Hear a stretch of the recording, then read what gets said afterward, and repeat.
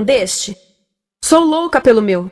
Na verdade, adoro todas as minhas coisas. Já se perguntou de onde vêm todas as coisas que compramos e para onde vão quando nos desfazemos delas? Não conseguia deixar de pensar nisso, por isso quis saber mais sobre o assunto. E os livros diziam que as coisas se deslocam ao longo de um sistema. Da extração, para a produção, para a distribuição, para o consumo e para o tratamento de lixo. Isso tudo se chama a economia de materiais. Bem, estudei um pouco mais. Eu passei 10 anos viajando pelo mundo, atrás de pistas de onde vêm as nossas coisas e para onde vão. E sabe o que eu descobri? Esta não é toda a história. Falta muita coisa nessa explicação.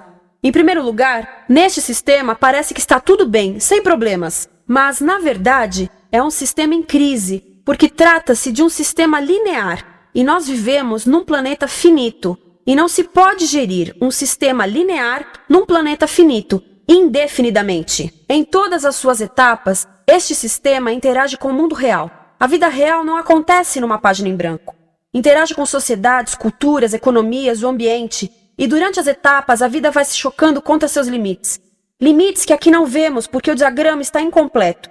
Então voltemos atrás para preencher alguns espaços e ver o que falta. Uma das coisas mais importantes em falta são as pessoas. Sim, pessoas. As pessoas vivem e trabalham em todas as etapas desse sistema, onde algumas são um pouco mais importantes que outras. Algumas têm maior poder de decisão. Quem são elas? Comecemos pelo governo. Meus amigos dizem que eu devia usar um tanque para simbolizar o governo, e isso é uma realidade em muitos países, e cada vez mais também no nosso. Afinal, mais de 50% dos nossos impostos vão para os militares. Mas vou usar uma pessoa para simbolizar o governo, porque acredito nos valores e na visão de que o governo deve ser das pessoas, pelas pessoas, para as pessoas. A função do governo é olhar por nós, cuidar de nós. Esse é o seu trabalho. Depois vem as corporações. O que leva as corporações a parecerem maiores que o governo é porque elas são maiores que o governo. Atualmente, entre as 100 maiores economias da Terra, 51 são corporações. À medida que as corporações foram crescendo, em tamanho e poder, assistimos a uma pequena mudança no governo, como se estivessem mais preocupados com o bem-estar deles do que com o nosso. Muito bem, então vejamos o que mais falta nessa imagem. Começaremos pela extração, que é uma palavra pomposa para exploração de recursos naturais, que por sua vez é uma palavra pomposa para destruir o planeta. A verdade é que cortamos as árvores, arrebentamos as montanhas para extrair os metais, consumimos toda a água e exterminamos os animais. Aqui enfrentamos o nosso primeiro limite. Estamos ficando sem recursos naturais. Estamos utilizando demasiados materiais. Sei que isto pode ser difícil de ouvir, mas é a verdade. Por isso temos que lidar com isso. Durante apenas as 3 últimas décadas, foram consumidos 33% dos recursos naturais do planeta. Desapareceram. Cortamos, minamos, perfuramos e destruímos o planeta tão depressa que estamos debilitando a capacidade do planeta para sustentar o nosso modo de vida. Onde eu vivo, nos Estados Unidos, resta-nos menos de 4% da nossa floresta original. 40% dos cursos de água estão impróprios para o consumo. E o nosso problema não é apenas estarmos utilizando demasiados recursos, mas o fato de estarmos utilizando mais do que a nossa parte. Temos 5% da população mundial, mas usamos 30% dos recursos mundiais. Se todos consumissem ao ritmo dos Estados Unidos, precisaríamos de 3 a 5 planetas. E sabem uma coisa? Só temos um. Então, a resposta do meu país a essa limitação é simplesmente ir tomar dos outros. Este é o terceiro mundo, que alguém dirá tratar-se apenas de uma expressão para designar o local para onde foram as nossas matérias-primas. E o que é que acontece? A mesma coisa, destruição do local. 75% das zonas de pesca do planeta estão sendo exploradas ao máximo ou além da sua capacidade. Desapareceram 80% das florestas originais do planeta. Só na Amazônia perdemos 2.000 árvores por minuto, o equivalente a um campo de futebol por minuto. Então, e as pessoas que vivem aqui? Bem, de acordo com esses sujeitos, eles não são donos desses recursos. Mesmo que vivam lá há gerações. Não são donos dos meios de produção, nem compram muitas coisas. Nesse sistema, quem não possui nem compra muitas coisas não tem valor. A seguir, as matérias-primas seguem para a produção, aonde utilizamos energia para misturar químicos tóxicos com recursos naturais para produzir produtos contaminados com tóxicos. Há atualmente no comércio mais de 100.000 químicos sintéticos. Apenas um punhado foi testado para avaliar o seu impacto na saúde, e nenhum foi testado em relação aos impactos sinérgicos na saúde, ou seja, a interação com todos os outros químicos aos quais estamos expostos diariamente. Por isso, desconhecemos o impacto total deles na saúde e no ambiente. Mas sabemos uma coisa: os tóxicos entram e saem. Enquanto continuarmos a introduzi-los nos nossos sistemas de produção industrial, continuaremos a inserir esses tóxicos nos produtos que levamos para nossas casas, trabalho e escolas, e claro, para nossos corpos. Como os BFRs, ou retardantes de incêndio à base de brometo, que tornam as coisas mais resistentes ao fogo, mas são super tóxicos. São neurotóxicos, ou seja, tóxicos para o cérebro. O que é que estamos fazendo usando esses químicos? Apesar disso, os usamos em nossos computadores, eletrodomésticos, sofás, colchões e até alguns travesseiros. Sim, pegamos nossos travesseiros, os revestimos com neurotoxinas, levamos para casa e dormimos por 8 horas com eles. Não sei, mas acho que num país com tanto potencial, poderíamos ter uma maneira melhor de evitar que as cabeças peguem fogo à noite. Sabia que essas toxinas vão se acumulando ao longo da cadeia alimentar e se concentram nos nossos corpos? Sabe qual é o alimento do topo da cadeia alimentar com o nível mais elevado de químicos tóxicos? O leite materno. Isto significa que os menores membros das nossas sociedades, os nossos bebês, recebem as maiores doses de químicos tóxicos das suas vidas a partir do leite das suas mães. Não acha que é uma incrível violação? A amamentação deveria ser o mais importante ato humano de nutrição. Deveria ser algo sagrado e seguro.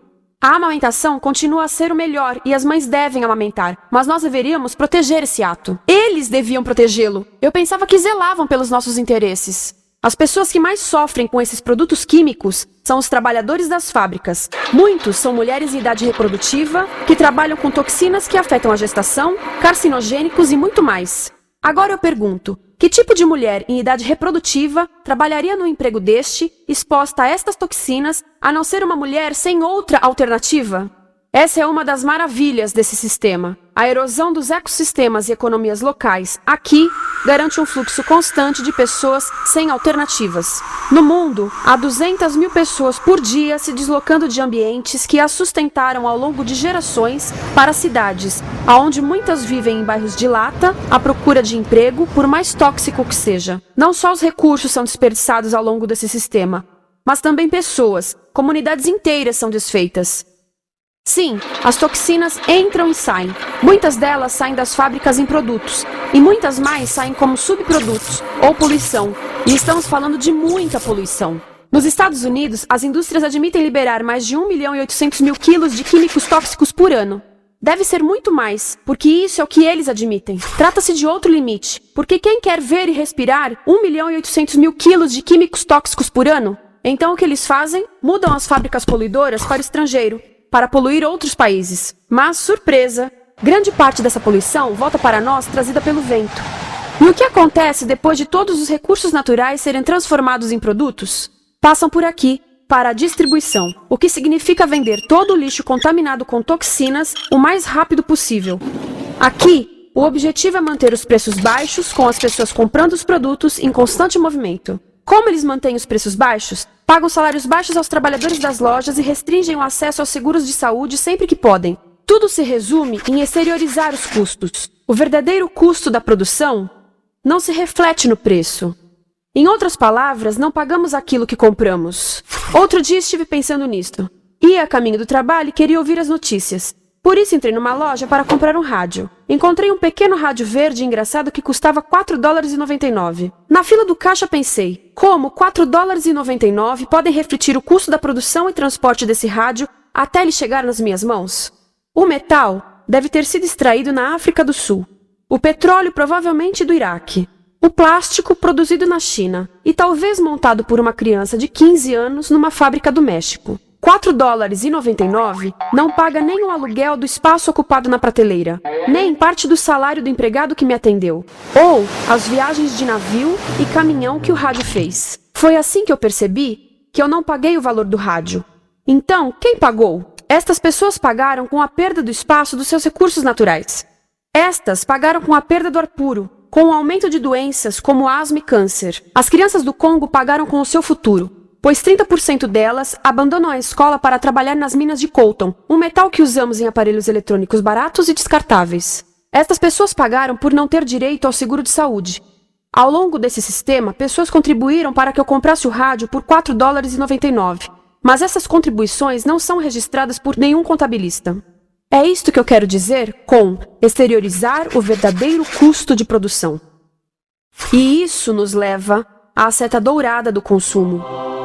O coração do sistema, o motor que impulsiona. É tão importante proteger esta seta que se tornou prioridade daqueles dois sujeitos. É por isso que após o 11 de setembro, quando nosso país estava em choque, o presidente Bush poderia ter sugerido fazer luto, rezar, ter esperança, mas não, ele disse para fazermos compras. Compras! Nos tornamos uma nação de consumidores. Nossa principal identidade passou a ser de consumidores. Não mães, professores, agricultores, mas consumidores. Nosso valor é medido e demonstrado pelo quanto contribuímos para esta seta. Quanto consumimos. Não é isso que fazemos? Compramos, compramos, compramos. Manter os produtos circulando. E como circulam? Sabe qual a porcentagem dos produtos que circulam através desse sistema que ainda são usados 6 meses depois da venda na América do Norte? 50%? 20%? Não, 1%. 1. Em outras palavras, 99% das coisas que nós cultivamos, processamos, transformamos, 99% das coisas que percorrem o sistema são lixo em menos de 6 meses. Como é que podemos gerir um planeta com esse nível de rendimento? Mas não foi sempre assim. Hoje, o consumidor médio americano consome o dobro que há 50 anos. Pergunte à sua avó. No tempo dela, a boa gestão, a engenhosidade e a poupança eram valorizados. Então, como é que isso aconteceu?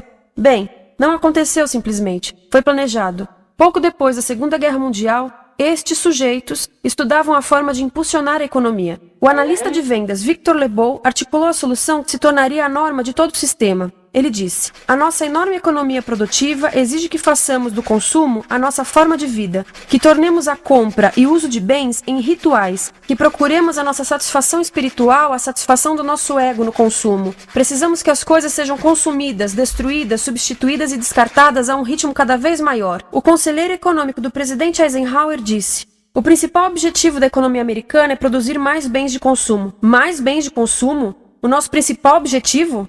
Não é providenciar cuidados médicos, ou educação, ou transportes seguros, ou sustentabilidade, ou justiça? Bens de consumo? Como é que eles nos fizeram adotar esse sistema de forma tão entusiástica? Bem, 2 das suas estratégias mais bem-sucedidas são a obsolescência planejada e a obsolescência perceptiva. A obsolescência planejada é uma outra forma de dizer criado para ir para o lixo. Eles fazem as coisas de modo que sejam inúteis tão rápido quanto possível para jogarmos fora e voltarmos a comprar. Isso é óbvio em sacolas ou copos de plástico, mas verifica-se isso em coisas maiores como esfregões, DVDs, máquinas fotográficas, churrasqueiras, quase tudo. Até computadores. Já reparou que quando compra um computador, a tecnologia muda tão rápido que em poucos anos se torna quase um impedimento para a comunicação? Fiquei curiosa e abri um desses computadores para ver o que tinha dentro. E descobri que a peça que se muda a cada ano é apenas uma pecinha no canto. Mas não se pode mudar apenas essa peça, porque cada nova versão tem um formato diferente. Tem que jogar tudo fora e comprar um novo. Estive lendo sobre o design industrial da década de 50, quando a obsolescência planejada começou a aparecer. Esses designers eram muito claros sobre o assunto. Chegavam a debater quão rápido conseguiam que um aparelho avariasse, mas de modo que o consumidor mantivesse fé suficiente para ir comprar outro. Foi tão intencional, mas as coisas não avariam suficientemente rápido para manter essa seta funcionando. Por isso existe também a obsolescência perceptiva. A obsolescência perceptiva nos convence a jogar fora coisas que ainda são perfeitamente úteis. Como fazem isso?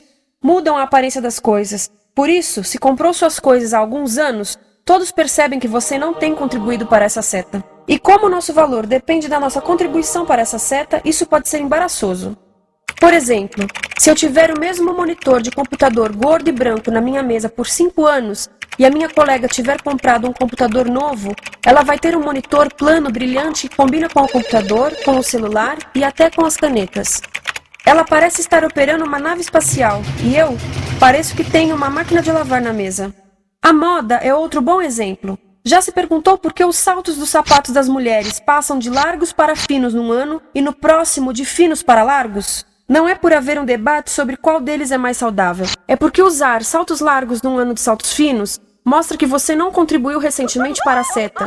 Por isso não vale tanto quanto a pessoa com saltos finos ao seu lado, ou em um anúncio. É para comprarmos sapatos novos. A publicidade e a mídia em geral têm um papel importante nisto. Cada um de nós nos Estados Unidos é bombardeado com mais de 3.000 anúncios por dia. Vemos mais publicidade num ano do que as pessoas há 50 anos viam em toda a vida. Qual é o objetivo de um anúncio, se não nos fazer infelizes com o que temos? Por isso, nos dizem 3.000 vezes por dia que nosso cabelo está errado, nossa pele, nossa roupa, nossos móveis, nossos carros, nós estamos errados. Mas tudo se resolve se formos às compras. A mídia também ajuda a esconder tudo isto e isto. Por isso, a única parte da economia que vemos são as compras. A extração, produção e envio para o lixo acontecem fora do nosso campo de visão. Por isso, nos Estados Unidos, temos mais coisas do que tivemos antes, mas pesquisas mostram nossa felicidade declinando. Nossa felicidade teve seu pico na década de 50, a mesma época em que a febre consumista explodiu. Coincidência interessante. Acho que sei o porquê. Temos mais coisas, porém menos tempo para o que realmente nos faz felizes. Amigos, família, tempo livre. Estamos trabalhando mais do que nunca. Analistas dizem que não temos tão pouco tempo livre desde a sociedade feudal. E sabem quais são as duas atividades que mais fazemos no pouco tempo livre que temos? Ver televisão e fazer compras.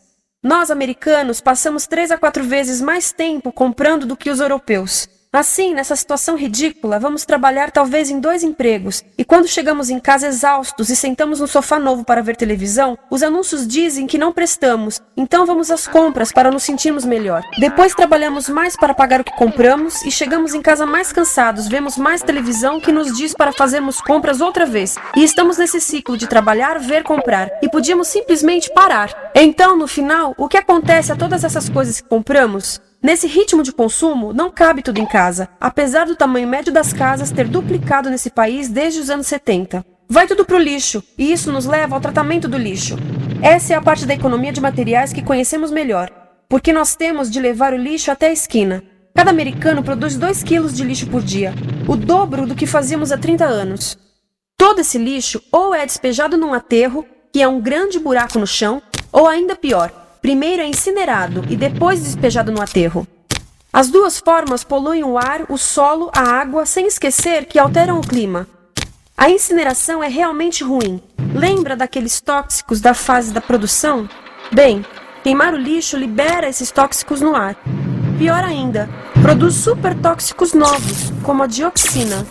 A dioxina é a substância mais tóxica feita pelo homem, e os incineradores são a principal fonte de dioxina. Isso significa que podemos parar a principal fonte da mais tóxica substância conhecida e feita pelo homem, simplesmente parando de queimar o lixo. E podemos parar hoje.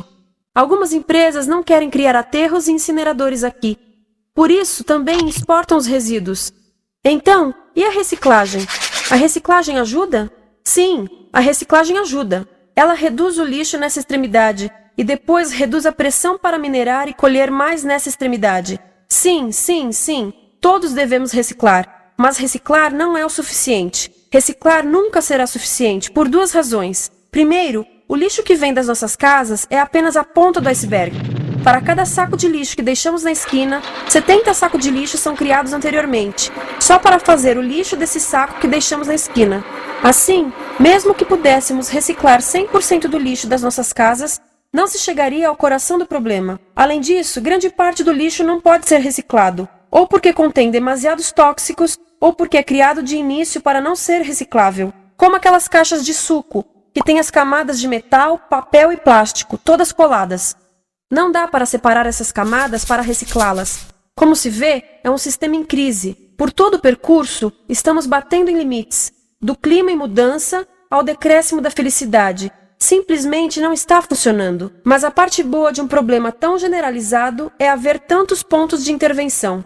Há pessoas trabalhando aqui salvando florestas, e aqui na produção limpa. Pessoas trabalhando em direitos do trabalho, em comércio justo, em consumo consciente, no bloqueio de aterros e incineradores. E muito importante, em recuperar o nosso governo, para que seja realmente pelas pessoas e para as pessoas. Todo esse trabalho é criticamente importante, mas as coisas vão realmente começar a se mover quando enxergarmos as ligações, quando enxergarmos o panorama geral. Quando as pessoas ao longo do sistema se unirem, poderemos reivindicar e transformar esse sistema linear em algo novo, um sistema que não desperdice recursos ou pessoas, porque aquilo de que precisamos nos livrar é da antiga mentalidade de usar e jogar fora. Há uma nova escola de pensamento nesse assunto, e é baseada em sustentabilidade e equidade, química verde, zero resíduos, produção em ciclo fechado, energia renovável, economias locais vivas, já está acontecendo. Há quem diga que é irrealista, idealista, que não pode acontecer. Mas eu digo que quem é irrealista são os que querem continuar pelo velho caminho.